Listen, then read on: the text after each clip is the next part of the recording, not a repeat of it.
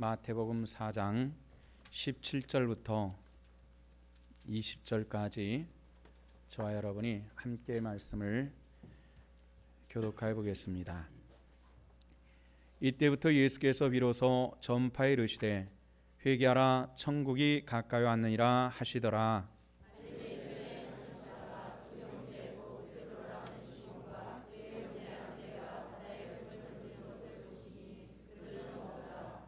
말씀하시되 나를 따라오라 내가 너희를 사람을 낚는 어부가 되게 하리라 하시니 아멘. 오늘도 좋으신 주 하나님의 은혜가 우리 성도들 가운데 함께 하시기를 주 이름으로 축원합니다. 요즘에 제가 설교를 하면서 한 본문을 가지고 두 주씩 나누어서 하죠.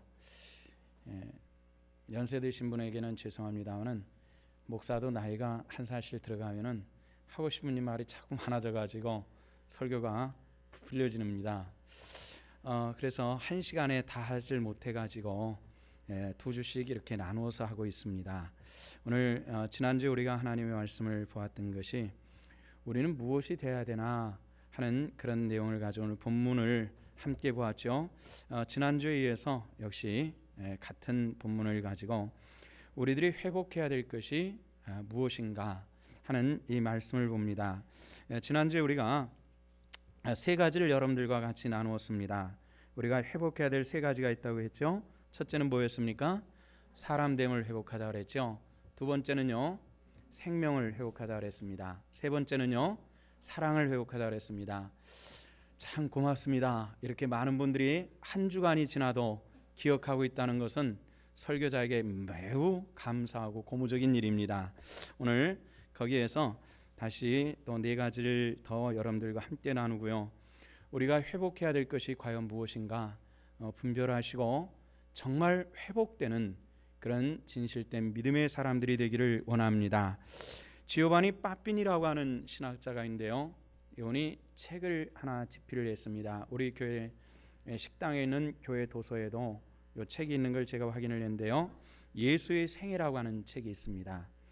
지오바니 빠핀이라고 하는 사람이 이 책에서 기독교 2000년의 역사 속에서 아무도 질문하지 않았던 질문 하나를 했습니다. 아무도 질문하지 않았지만은 그러나 사람들의 마음속에는 이 질문이 있었던 그런 내용이죠. 이 질문을 문자적으로 표현한 제가 알기로는 최초의 사람인 것 같습니다. 이 지오바니 빠피니가 예수의 생애라고 하는 책에서 이런 질문을 했습니다. 천지 그 많은 곳에서 예수님께서는 왜 하필이면 마국간에서 태어나셨을까? 이런 질문을 했습니다. 여러분들 한번 말씀을 들으시면서 여러분들 스스로 한번 답변을 찾아오시기 바랍니다. 세상에 그 많은 좋은 것 다 버리고 왜 예수님께서 마국간에서 태어나셨느냐 하는 그런 얘기입니다. 우리가 마국간이라고 그러면은 이 마국간을 잘 모르시는 분들은 막연하게 성탄 카드를 머리에 떠오르실 겁니다. 지붕 위쪽에는 빛난 별이 하나 있고 그리고 초가집 같은 곳에서 예수님의 어머니 마리아는 갓난아이 예수님을 안고 있고 젊은 아버지 요셉은 그 옆에서 신기해가지고 쳐다보고 있고 또 말 한 마리가 커다란 눈을 뜨고 왜 우리 집에 이 사람들이 들어왔을까 싶은 마음을 가지고 쳐다보고 있는, 그래서 조금 목가적이고 그런 모습이 있는 그런 카드만을 보고 마국간을 떠올린 사람들은 꽤 아름답던데 이런 생각을 할 수도 있을 겁니다. 저는 마국간을 잘 압니다. 제가 어렸을 때 살던 집 바로 옆에는 이 말을 가지고 구루마를 끌어서 물건을 요즘에 말하면 용달차지요. 용달차와 같은 그런 역할을 하면서 생계를 유지하던 분이 있어가지고 그 마국간에서 풍겨나던 그런 더러운 냄새 이런 것들이 머릿속에 있습니다. 마국간은 저희 머릿속에 있을 뿐만 아니라 누가 보아도 깨끗하고 정결하고 목가적인 그런 풍경이 있는 그런 것이 마국간은 절대로 아닙니다. 그런데 이것을 빠삐니는 잘 알았기 때문에 이 넓은 천지에서 예수님께서는 그 더러운 마국간에서 태어나셨을까 이런 질문을 하는 겁니다. 이 질문에 대해서 그 스스로 또 다시 대답을 한 것이 이런 대답입니다. 그분이 그곳에서 태어나신 것은 그분이 선택하실 수 있는 가장 깨끗한 곳이 마국간이기 때문이다. 이렇게 얘기를 했습니다. 마국간은 어떤 것인지 아시잖아요. 말이 대소변을 보고 자기도 하고 먹기도 하는 그런 곳인데 결코 깨끗한 곳이 아닌데 그분이 태어날 수 있는 곳으로 가장 깨끗한 곳이었기 때문이다. 이렇게 대답을 합니다. 이 말은 어떤 것이냐면은 이 말이 의미하는 것은 사람이 아무리 깨끗한 척하여도 짐승이 사는 마국간보다 더 더러운 곳이 사람 사는 곳이다 하는 것을 말해주는데요. 이것은 물리적으로 우리 육체가 사는 곳을 얘기하는 것이 아니라 영적인 것으로 사람들의 영혼이 얼만큼 더러워졌다 하는 것을 그렇게 우리들에게 표현해주는 그런 얘기라고 생각합니다. 사람이 참 복잡합니다. 그래서 아무리 정결한 척하여도 그 안에 죄악이 있다는 것은 누구나 인정하지 않을 수 없을 겁니다. 사람은 속일 수 있습니다. 저도 여러분들을 속일 수 있고요. 그러나 제 안에 있는 것이 무엇인지 저는 잘 알고 있습니다. 최소한 목사가 여러분들을 속일 수 있어도 내가 죄인이라는 것을 알고 있다면 우리 모두 다 저와 비슷한 그런 입장이라고 생각합니다. 사람은 두려운 존재입니다. 그 이유는 무엇입니까? 육체적인 힘이 있어서가 아니라 그만큼 죄가 지배하고 있기 때문에 매우 두려운 존재입니다. 한비아라고 여러분들 많이 들어보셨을 겁니다. 걸어가지고 온 세상을 여행했던 그런 여자죠. 요즘에는 유엔기구에서 구호 사업을 하고 있는 그런 일을 하는데요. 이 여자분이 쓴 이 책에서 이런 걸 본 적이 있습니다. 아직 결혼을 하지 않고 나이가 꽤 됐는데도 휘적휘적 맘만 들면은 보따리 싸가지고 터벅터벅 걷는 여행을 떠나는 사람인데 하루에 한종일 걸어도 아무도 볼 수 없는 호젓한 길을 갈 때에 영혼이 참 자유롭다라는 것을 느낀답니다. 참 자유롭다. 영혼이 참 자유롭다. 그런데 갑자기 멀리에서 사람이 나타나면은 첫 번째 감정이 이렇게 든답니다. 반갑다. 굉장히 반가운 거예요. 외로운 길을 한없이 가다가 사람을 하나 만나니 반갑다. 두 번째 감정은 또 뭐가 들까요? 무섭다. 이런 감정입니다. 그 사람이 누구인지 모르니까. 그래서 반가운 것은 뒤로 가고 무섭고 두렵기 때문에 본능적으로 움츠려들고 항상 가지고 다니는 가스 스프레이를 손에 꼭 쥐게 된답니다. 왜냐하면 방어를 해야 되니까. 그것이 사람 사는 사회를 단적으로 보여주고 있는 우리들의 감정의 문제라 이렇게 생각하죠. 자, 우리가 이런 존재들, 이런 죄를 가지고 있는 이런 존재들이 우리가 그리스도인으로서 우리가 그리스도인이 되었으면은 내 영혼이 정결케 되어진 것처럼 내 삶 모든 것이 완전하게 정결케 돼야 되는데 그게 되지 않더라는 거죠. 그래서 우리는 신학적 용어 속에서 이런 단어가 있습니다. 성화라고 하는 것이 있습니다. 거룩해져가는 과정이죠. 그래서 우리는 성화의 과정을 걸어가는 겁니다. 그 과정 속에서도 온전히 거룩한 것이 아니기 때문에 육체는 또다시 죄에 빠질 수 있고 이것이 우리들의 모습이라는 거죠. 근데 우리가 해야 될 것이 있습니다. 아까 말씀드렸던 것처럼 사람됨을 회복해야 되고요. 그 다음에 뭐라 그랬어요? 생명을 회복해야 되고요. 그 다음에 사랑을 회복하자 그랬는데 네 번째 여러분들에게 제시를 한다면은 우리가 섬김을 회복하자는 것입니다. 우리 한번 따라합시다. 섬김을 회복하자. 그렇게 하시기를 바랍니다. 우리가 요즘에 한 달에 2번은 장날에 보통 우리가 화요일 날 전도를 하는데 요즘에는 장날에 한 달에 2번 나가서 전도를 합니다. 내일 모레가 장날이기 때문에 화요일 날 장날이기 때문에 당연히 나가는 것이고요.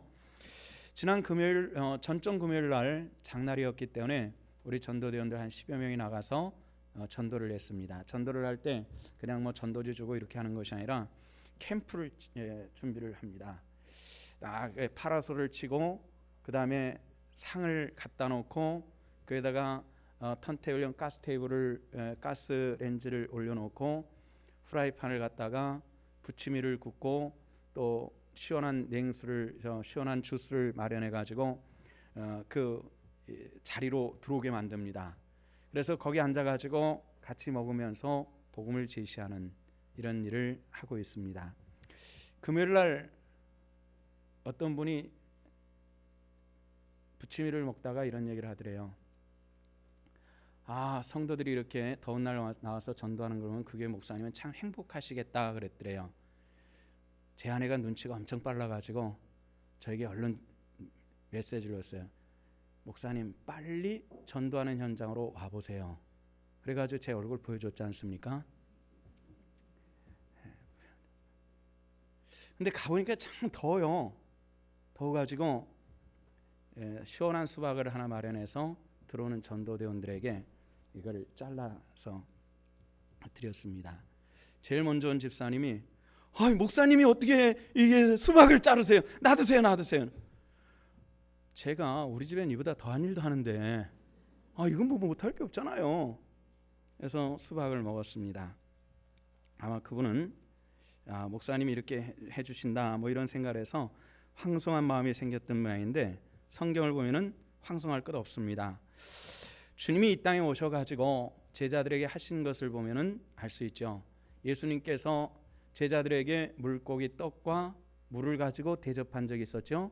전전주에 우리가 봤었던 요한복음 21장의 내용이죠. 그 21장의 내용에 보면은 예수님께서 제자들을 대접하실 때에 제자들의 어떤 모습이었냐 하는 것을 보면은 제자는 예수님을 배반하고 갈릴리로 도망간 상태였거든요. 바로 그거 찾아가서 그들을 부르시고 대접하시는 겁니다. 여기 김 목사는 예수님과 같은 입장이 되면은 과연 저는 그 말씀을 준비하면서 나는 어떨까 이런 생각을 했는데 저는 좀 힘들 것 같아요. 성품이 아직 거기까지는 다 못 쫓아가서요. 근데 주님께서 마가복음 10장에 보면은 예수님께서 이런 말씀을 했습니다. 인자가 이 땅에 온 것은 섬김을 받으려 함이 아니요 무엇을 하려 함이라 섬기려고 하는 날. 예수님께서 이 땅에 오신 그 목적 중에 하나를 섬김을 받고자 하는 것이 아니라 섬기고자 함이라 이렇게 말씀을 했습니다. 성도 여러분들, 주님께서 그렇게 하셨다는 얘기죠. 누가 했다고요? 믿습니까? 우리가 못할 일이 없습니다. 또 못할 일이 없는 것이 아니라 당연히 해야 되는 것이 섬김인 줄로 믿습니다. 그래서 우리가 회복해야 될 것은 뭐라고요? 섬김입니다. 이 섬김을 회복하시기를 주 이름으로 부탁을 드립니다. 섬김은 뭡니까? 이런 질문하면은 섬김이라는 것은 나의 수고를 통해서 누구인가 기쁨을 주는 것을 섬김이라 이렇게 얘기를 합니다. 때로는 그 섬김에는 물질의 섬김도 있을 수 있고 감정의 섬김도 있을 있고 시간의 섬김도 있을 거요. 입으로 섬길 수도 있습니다. 칭찬해 주면 섬기는 거예요. 이런 섬김이 있을 수 있죠. 또 반대로 누구의 수고를 우리가 덜어주는 것도 이것도 또 하나의 섬김일 수 있다는 겁니다. 저는 월요일 날 오전에 출근을 합니다. 제일 꼭대기층서부터 지하실 본당까지 한 바퀴를 삥 돕니다. 돌면은 제 손에 뭐가 잡히는 것이 있는데 뭐가 잡히느냐면은 4층에 있는 식당에서 나온 커피 잔으로 쓰는 종이컵이 10개 내지 20개 정도가 제가 수거를 합니다. 여기서는 주로 어떻게 수거를 하냐면은 저녁 찬양을 하는 사람들이 찬양하다 목마르다고 물컵 갖다 놓고 그냥 가버리는 그게 한 2개 정도 수거가 돼요. 그 다음에 위에 주차장과 화단에 가보면은 거기 커피 가져와 마시다가 바로 거기 쓰레기통이 있는데 거기다 넣고 구겨가지고 이 화단에다가 푹 꼽아놓은 이런 게 한 2개 정도 보여요. 그 다음에 더 재밌는 것은 뭐냐면은 계단 앞에 꽃들이 있잖아요. 화초들 거기다 또 구겨가지고 집어넣은 게 한 2개 정도 있고요. 거의 숫자는 거의 비슷해요. 10개 내지 20개 그 사이 속에서 나오는데 또 더 특이한 것은 그걸 꼬깃꼬깃 해가지고 창문 틀에다 끼워놓는 사람도 있어요. 아주 다양하게 나와요. 다양하게. 매주 10개 내지 20개 정도를 찾아요. 이 말하면 아마 내일은 한 3개밖에 없을 겁니다. 못 들은 사람이 3개 정도는 할 거고요.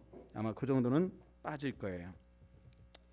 그런 모습들을 쭉 보면서 우리가 주님 은혜 안에서 그리스도인으로서 이런 정도도 하지 못한다 할 때는 씁쓸함이 있지만은 그래도 우리 성도들 가운데서는 늘 자기를 헌신하고 하나님을 섬김에 애쓰는, 아까 말씀드렸던 것처럼 전도도 섬김입니다. 우리가 교회 안에서 섬김이도 섬김이고요, 교사들도 섬기는 것이고, 또 여러 가지로 우리가 섬기는 이런 수많은 이들이, 우리 교회에 차가 없으면은 예배 오시기 어려우신 어른들인데 그를 위해 섬기시는 분들도 있고요. 이거 차량 운행하는 거 쉽지 않거든요. 내가 빠진 여러 사람의 발이 묶인다라고 생각하면은 쉽지 않습니다. 이렇게 주일날 와가지고 한 타임 한 타임씩 봉사하는 이 젊은 교인들도 있고, 참 고마운 일들이죠. 우리가 다 섬김을, 이 섬김이 회복되지 않고는 그리스도 형상으로서 우리가 살아갈 수가 없다는 것입니다. 자, 4번째입니다. 무엇을 한다고요? 섬김의 회복입니다. 그 섬김을 회복하시기를 주 이름으로 축원합니다. 그다음에 5번째는 뭐냐면은 정직함이 회복되어야만 합니다. 지난주에 말씀을 드렸죠. 사람의 본질적인 것이 뭐라 그랬습니까? 흙입니다. 흙은 거짓말하지 않죠. 흙을 얘기를 할 때, 사람의 성품과 어떤 것을 얘기할 때에 콩 심은 데 콩 나고, 못 심은 데 팥 심은 데 뭐가 난다? 팥 나네. 거짓말하지 않다는, 흙은 거짓말하지 않는데 이것을 의인화시켜 사람의 얘기를 할 때에 성품 나쁜 사람이, 그 사람이 자식을 키우면 그 자식이 꼭 성품 닮아가는 거죠. 아주 좋은 사람이 그렇게 키우면 좋은 성품으로 닮아가는 것입니다. 제 아들도 이제 내년이면 30인데 그 아이를 보면 제가 딱 그 나이 때 성격이 고물이었어요. 아주 비슷해요. 생긴 것부터 노는 것부터, 야, 어쩌면 내가 저 프로그래밍 시킨 것처럼 저렇게 닮았을까. 아주 비슷합니다. 우리가 주님 은혜 안에서 내가 내 정직함을 회복하지 않고는, 흙은 정직하다는 거죠. 콩 심은 데 콩 나고 팥 심은 데 팥 나는 것인데, 어떤 사람이 밭에다가 콩을 심었는데 추수하기 전에 할 수 없이 밭을 팔았다고 합시다. 이 콩이, 한 사람이 콩을 좋아하지 않고 팥을 좋아하는 사람이 밭을 샀어요. 그해 가을에 거기서 추수하는 것이 콩일까요? 팥일까요? 모르시겠습니까? 이거 굉장히 간단한 건데, 이거 수능 시험에도 안 나오는 건데 굉장히 간단하잖아요. 팥 심은 데 팥 나고 콩 심은 데 콩 나는 거니까, 이 콩이 알아가지고, 아, 전주에는 콩을 좋아했으니까 콩 열매 맺고, 이번 주에는 팥 좋아하니까 팥으로 열매 맺고, 이렇게 하지 않는다는 겁니다. 당연히 콩이 나올 수밖에 없는 것이죠. 한국인들이 참 머리가 좋다고 그러는데요, 이 좋은 머리로 꼭 좋은 일만 하는 것 같지는 않습니다. 한 17, 18년 전쯤에 이 선교 프로그램 문제로 사이판에 가서 한 보름 정도 머문 적이, 혼자 가서 보름 정도 머문 적이 있었는데요, 이 선교 프로그램은 뭐냐면은 공산주의 국가에서 사이판에 봉제 공업을 주로 합니다. 관광 산업도 있지만은 봉제 산업이 많이 발달해 많은 곳이에요. 그래서 다른 나라 사람들이, 거기는 주로 한국인, 일본인들이 봉제 산업 공장을 가지고 있고, 그다음에 외국 가난한 공산주의 국가에서 송출되어 와가지고 거기서 봉제 공으로 일하는 이런 사람들이 많아요. 한 20년 전에는 공산주의국가의 선교사가 직접 들어가서 일하기가 어려웠으니까 이 사람들을 훈련시켜가지고 거기서 전도해서 훈련시켜서 그 나라로 보내는 이런 프로그램입니다. 그래서 목사님 한 분이 가서 보름씩 가르치고 들어오고, 보름씩 가르치고 들어오고, 이런 프로그램인데, 그때는 제가 나가서 이 보름 동안 이 강의를 하는 시간이었어요. 근데 그 선교 주체에서 목사님 가실 때 꼭 국제 면허증을 가지고 가십시오. 그래서 국제 면허증을 가지고 가니까 보름 동안 차량을 빌려줬어요. 차량을 보름 동안 몰고 다녔는데, 이런저런 얘기를 하다가 이런 얘기가 나왔습니다. 예전에는 한국 면허증을 가지고 오면은 사이판에서 곧바로 운전할 수 있도록 사이판 면허로 곧바로 교체를 해줬습니다. 출입국 관리소에서. 그런데 이제는 안 됩니다. 한국 면허증은 무조건 안 됩니다. 국제 면허증을 가져와야만 합니다. 왜 그렇게 됐습니까? 물어봤더니 한 20년 전 운전면허 따려면은 돈이 많이 들었습니다.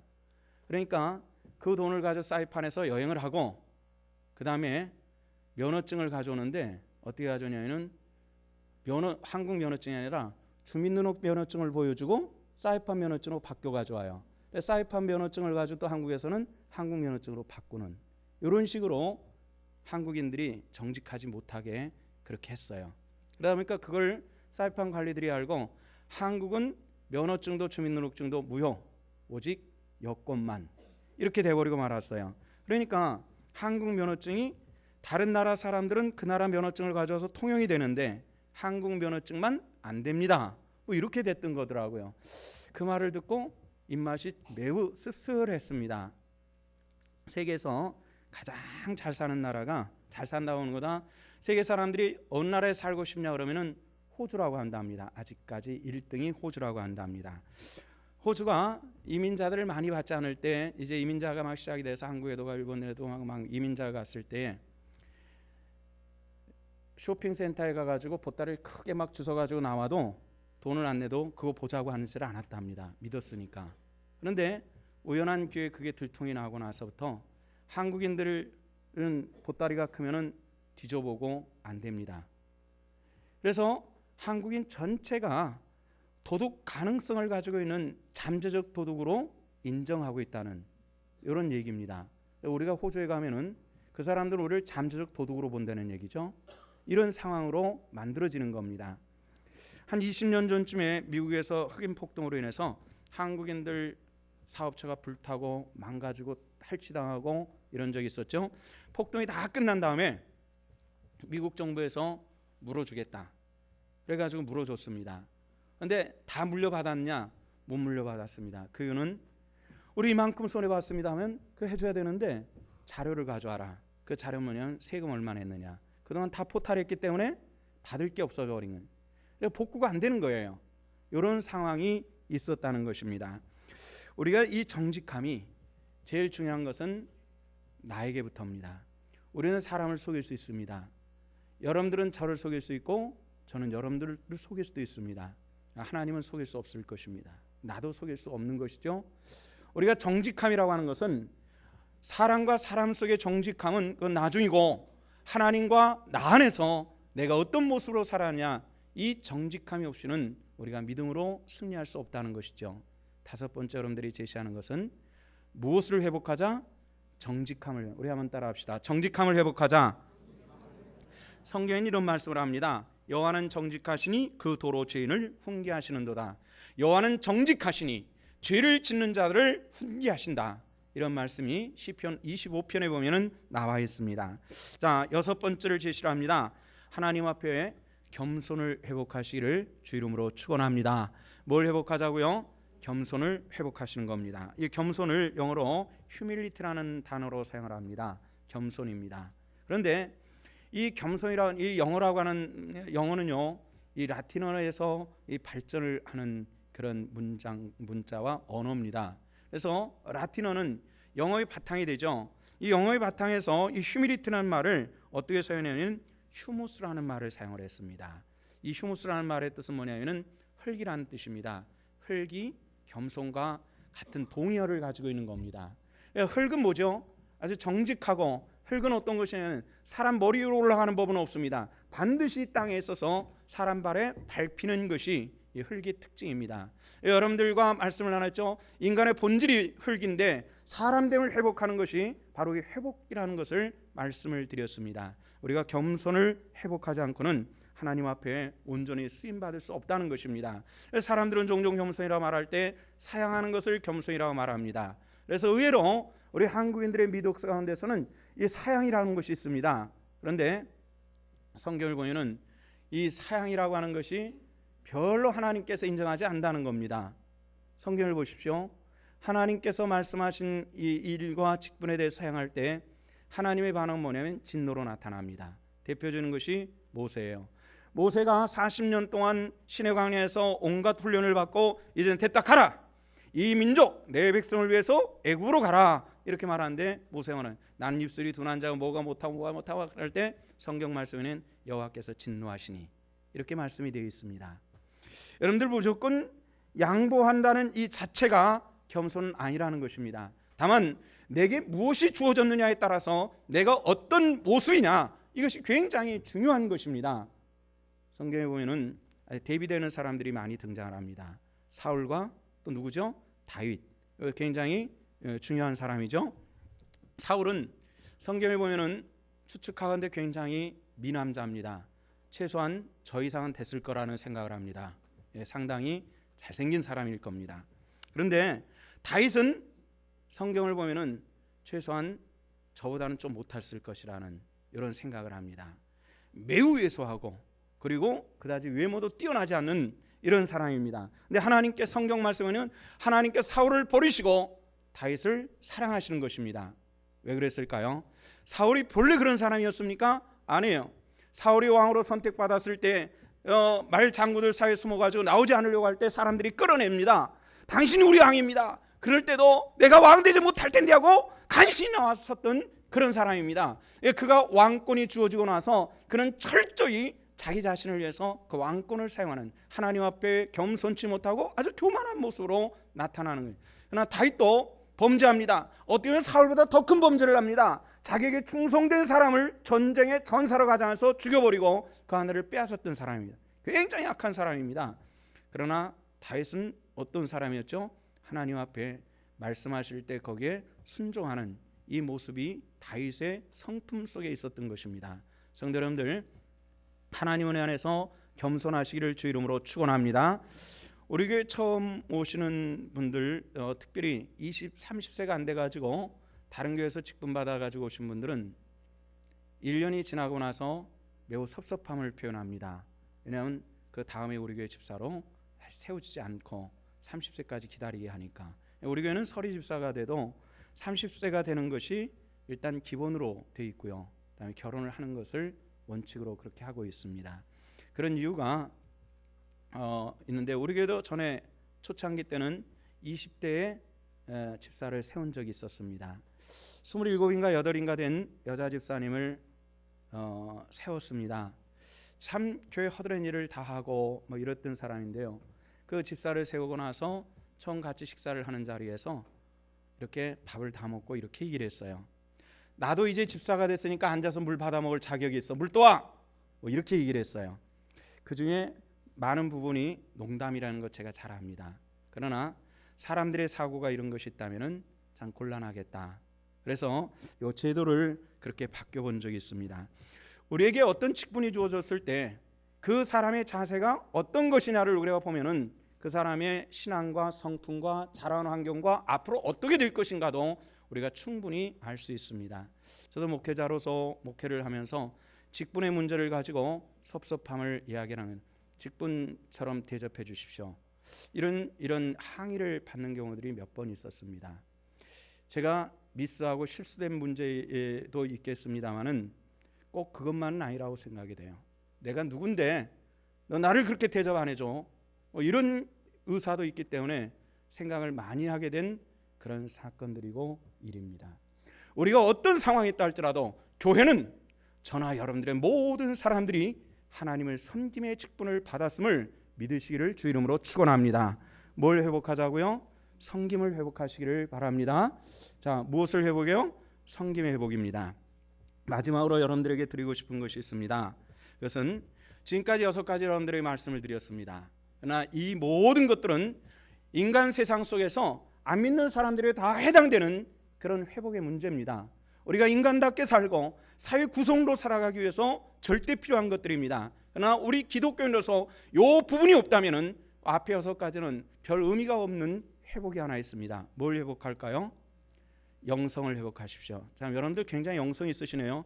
말하기 전에 제목을 알았어요? 뭘 회복하자고요? 영성을 회복하시길 바랍니다. 우리 한번 따라합시다. 영성을 회복하자. 영성을 회복하시길 바랍니다. 하나님께서 사람을 흙으로 만드시고 그 코에 생기를 불어넣으시니 사람이 뭐가 됐다고 그랬어요? 생명이 됐다고 그랬습니다. 이 말의 뜻은 사람에게 생명력이 들어갔다라는 뜻입니다. 사람에게 하나님의 생명력이 있을 때에 이것을 영성이라 이렇게 얘기를 하는 것입니다.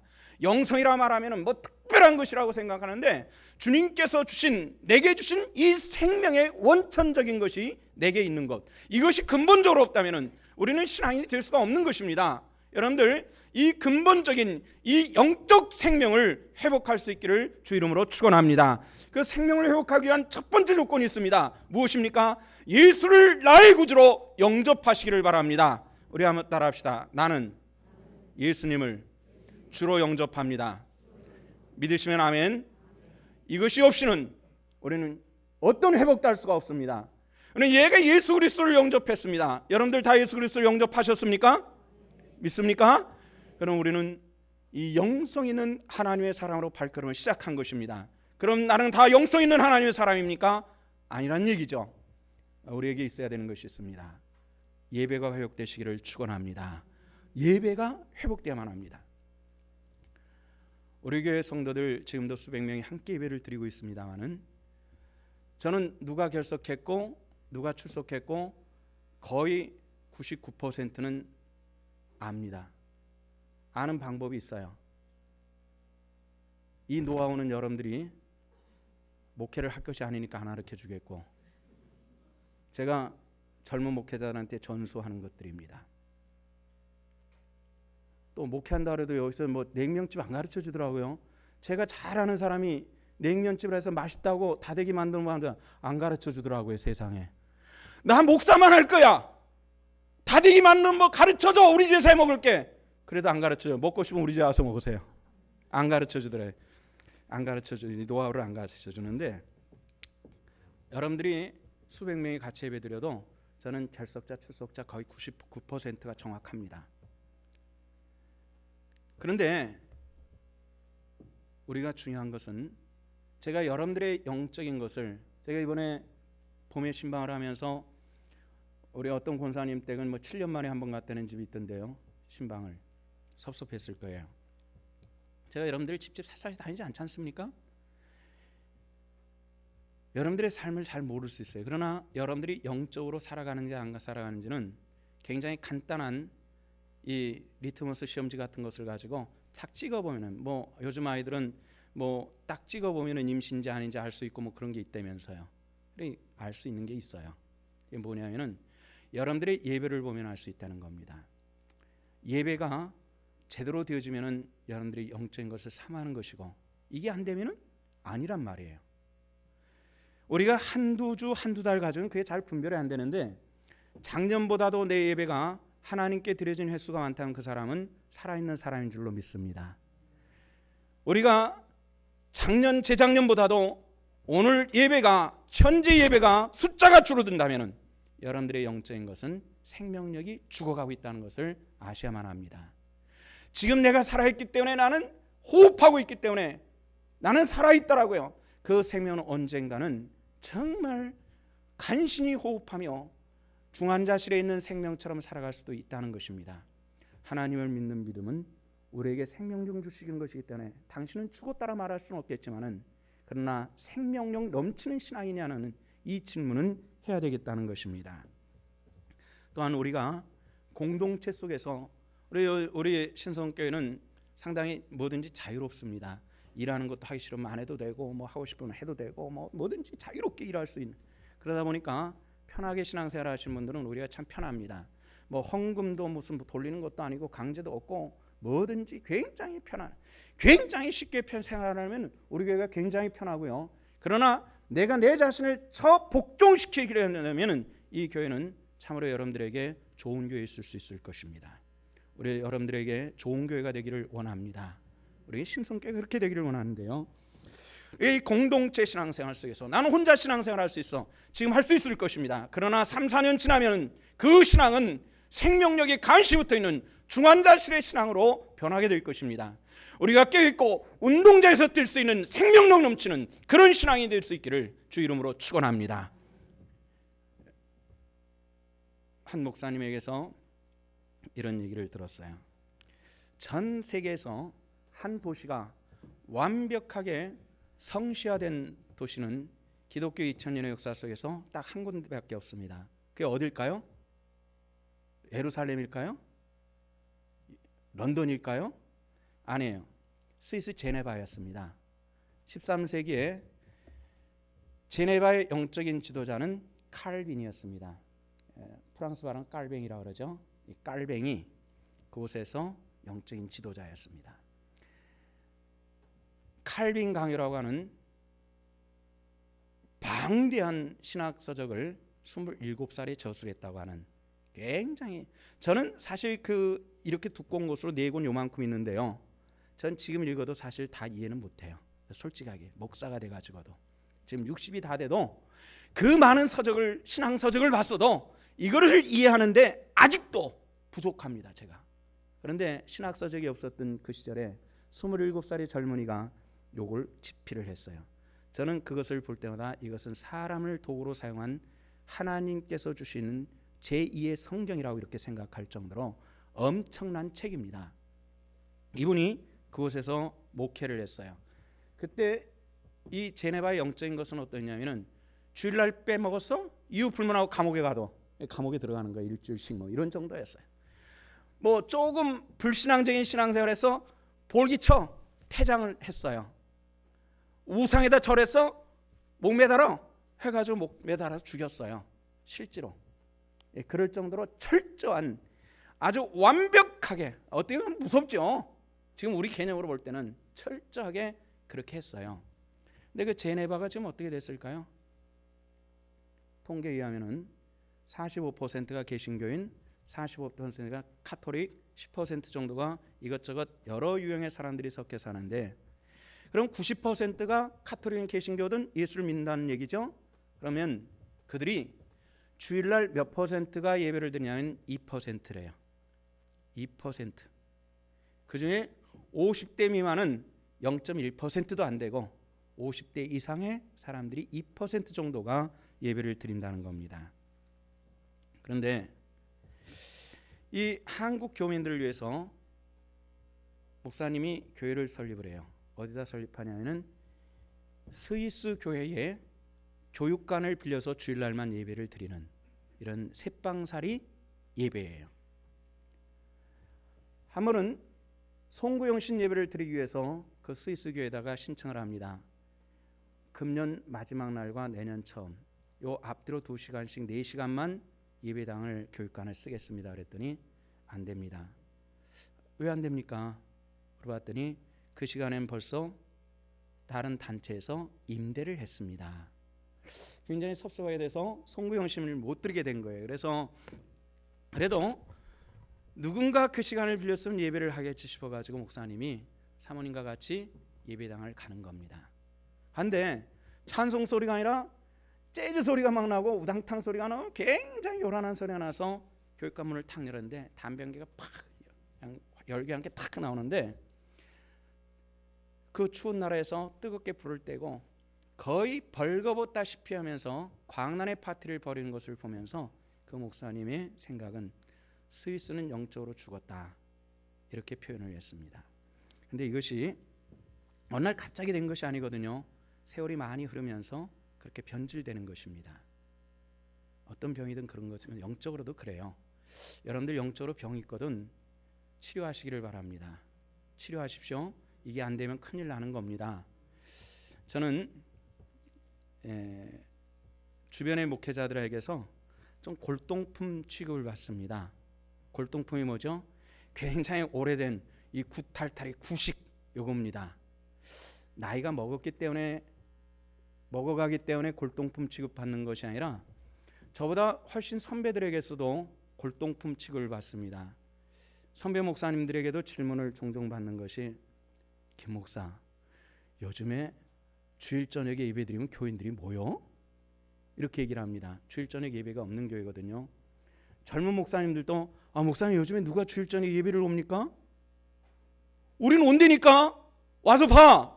많이 와. 우리 안 오신 분들 모르죠? 와보세요. 오늘 저녁에 많이 온다니까. 와요. 근데 이게 굉장히 이 구닥다리입니다. 용인의 요 처인구 이쪽에서도 제가 알기로는 아닐 수도 있어요. 제가 다 뭐 통계낸 건 아니니까 100명 이상 모이는 교회 중에서 저녁 예배 드리는 교회가 2교회밖에 없습니다. 굉장히 심각해졌어요. 수요일 예배도 많이 없어졌어요. 요즘에 새로 생기는 개척교회들은 아예 수요일 예배 없이 시작을 해요. 왜 이렇게 이제 주일 이 스위스 제네바에 있는 교회처럼 주일 아침 예배를 한 번 없어지더니 그러다 보니까 여러 가지 현상들이 나타나죠. 주일 학교도 없어져 버리고 뭐 여러 가지. 근데 우리 교회는 아직까지 이 교육부도 탄탄하게 존재하고 있거든요. 이게 좀 신기한가 봐요. 그래서 자꾸 물어봐요. 그래서 그 얘기를 듣고 환호를 해봤는데 안 된다고 또 다시 없애버리는 이런 경우들도 주변에서 여러 건 있었어요. 전주에는 특이한 날이었습니다. 체육대회를 끝내고 일찌감치 집에 가서 목욕하고 나니까 주일날 이상해요. 화난데 갈 데가 없어. 아주 굉장히 이상해요. 이 시간 되면 주일날 교회 가가지고 뭔가 준비하고 해야 되는 시간에 편안히 앉아있다는 게 뭔가 공허한 느낌이 들었어요. 그러다 우리 집사람이 수섬수섬 챙겨 입더니 나가요. 어디 가냐 그랬더니 예배당을 가야 되겠대. 오늘 저녁 예배 안 드리잖아 그랬더니 딴 교회 가서라도 예배를 드리고 와야 되겠다고. 근데 마평동에 큰 교회 하나가 저녁 예배 드리거든요. 그곳에 갈 거니까 그곳엔 안 간대요. 왜냐 아는 사람 많잖아요. 신성교회 사모님이 거기 왔다면 이혼했나? 뭐 이런 문제가 있잖아요. 이게 안 되는 이거. 그러니까 거기는 안 갔어요. 어디 갈 건데? 동백에 간대요. 근데 1시간도 안 돼가지고 다시 왔어요. 아니 왜 왔어? 그랬더니 예배 드린 곳이 없대요. 저녁 예배가. 물론 있는 교회도 있을 거예요. 근데 다 못 가봤으니까 찾지는 못했어요. 그냥 왔어요.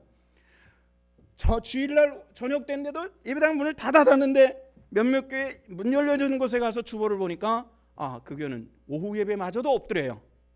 주일 예배 하나만 달랑 생겼어요. 지금 이게 전체적인 한국 분위기거든요. 저는 그날 무지하게 다짐했습니다. 주여 끝까지 골동품 노릇하게 해주시옵소서. 아멘. 안 힘듭니까 이거? 섭섭하십니까? 저는 골동품 할 겁니다. 그냥 하여튼 주님 오시는 날까지 저는 제 후임에게도 그걸 요구할 거예요. 당신도 골동품해. 끝까지 젊어도. 예배는 하나님께 드리는 살아있는 예배가 되어야 될 줄로 믿습니다. 때우는 것이 아닌 정말로 주께로 어떻게 나가는지 우리가 주님 앞에서 어떤 모습인지 예배함에 성공하는 하나님의 권속들 되시기를 주 이름으로 축원합니다. 공동체를 만들어가야 됩니다. 신앙생활하면서 힘들어하는 경우들이 있어요. 몇 가지 원인입니다. 성도들 간의 관계적인 문제가 있어요. 이럴 때 신앙생활 참 힘들어하고 구역 예배도 안 가고 뭐 예배도 안 오겠다 그러고 막 힘들게 하는 그런 경우들인데요. 그런 경우는 또 제가 또 인무니까 어찌됐건 찾아다니면서 말씀과 또는 또 책망으로 세우려고 애를 쓴 건 그건 괜찮은데 저하고 갈등일 때가 있어요. 저는 그런 의미로 설교를 안 했는데 꼭 어떤 사람들은 이상하게 이걸 꽈배기처럼 꽈가지고 들어가지고 나한테 했다고 그냥 시험에 들어버리는 그런 경우들이 있어요. 해마다 하여튼 한 주도 걸리지 않고 한두 명은 있어요. 그런 상황에서 강단에 서서 설교한다는 것은 쉽진 않아요. 한번 생각해 보세요. 저에 대해서 무지하게 나쁜 감정을 가지고 있는데 은혜 충만해서 설교하는 거 이거 별로 쉽진 않아요. 그래서 강단에 설 때마다 항상 기도하는 것은 주여 죽기 살기로 서기를 원합니다. 함께해 주시옵소서. 이 기도가 이거밖에 없어요. 죽기 살기로 외쳐야 돼요. 누군가 이 말씀을 듣고 깨어지고 하나님의 백성 되게 만드는 이 강단이 주께서 허락하신 것이라면 나를 지금 이 강단에 서면 너무 힘들게 하는 것은 이것은 하나의 사탄의 역사일 수도 이기게 해주시옵소서. 죽기 살기로 설교하면서 이것이 지금까지 저는 30년 동안 해왔어요. 살아있고 깨어있고 때로는 주의 백성들이 갈등이 있고 어려움이 있다 할지라도 힘듦이 있다 할지라도 여기에서 이기는 것이 성도의 본분임을 믿으시기를 축원합니다. 저는 아이들 문제를 가지고 빗대내고 막 뭐 꼬집 폈어요, 긁혔어요, 그거 가지고 따지지 마라. 얼굴 붉히지 마라.